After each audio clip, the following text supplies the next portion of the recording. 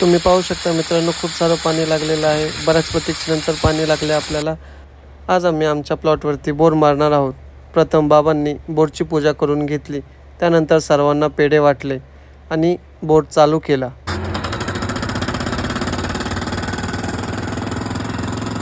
बोरचा point बरोबर आहे का नाही हे पुन्हा एकदा बाबा पाहून आले.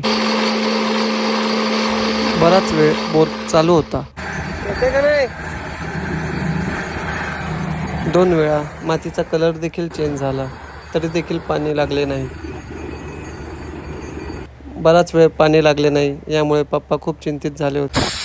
अखेर आमची प्रतीक्षा संपली आणि आमच्या बोरला पाणी लागले. चांगले पाणी लागले. खूप आनंद झाला. त्यानंतर अचानक क्लायमेट चेंज झाले.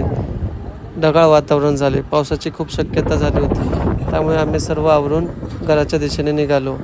आवडला असेल तर लाईक, शेअर आणि सबस्क्राईब नक्की करा.